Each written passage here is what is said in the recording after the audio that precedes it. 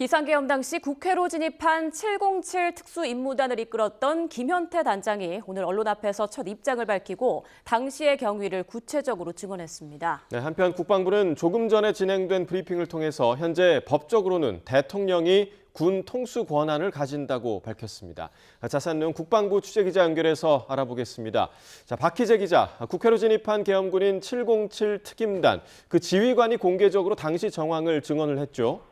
네, 먼저 707 특임단, 정식 명칭으로는 707 특수임무단이라고 불리는데 지난 12.3 계엄 당시 국회에 투입됐던 계엄군의 핵심입니다. 당시 현장 영상으로도 제가 지켜봤는데요.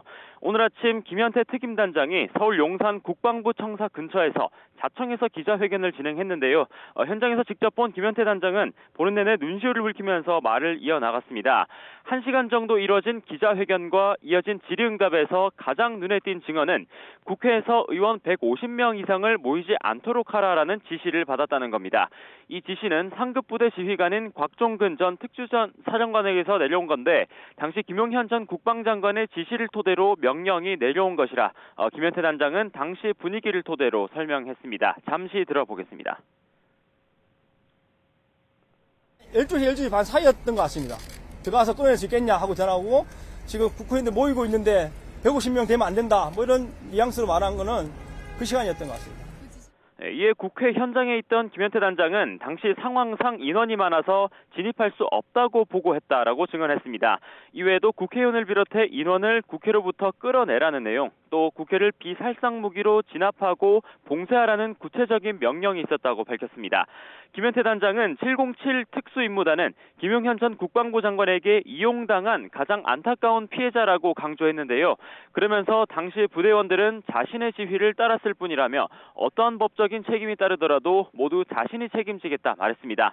한편 이번 입장을 공개하는 과정도 순탄치 않았다고 했는데요.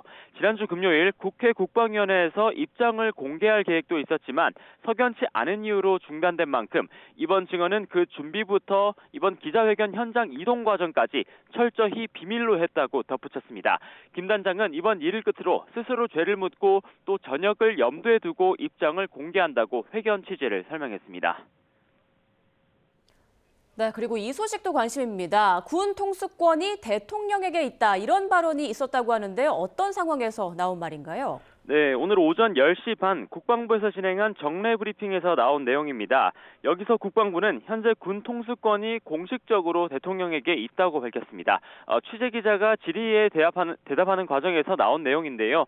이어 내란죄 피의자가 군 통수권을 가져도 되는지를 묻는 질의에도 이 내용을 덧붙여 말했습니다. 당시 상황 직접 보겠습니다. 지금 국군 통수권은 누구한테 있나요? 대통령께 있습니다. 내란 수계 피의자가 국군 통수권을 가져도 되나요? 가져도 되는지에 대한 판단을 물으시는 건가요? 법적으로는 현재 통수권자에게 있습니다. 권한이. 이처럼 국방부에선 법적 권한에 대해서 그렇다라며 발언 취지를 설명했고요. 이어 전시 상황이 발생할 때 계엄 선포권자가 누군지를 묻는 질의에도 그 권한이 누구에게 있는지 달라진 건 없다라고 덧붙였습니다.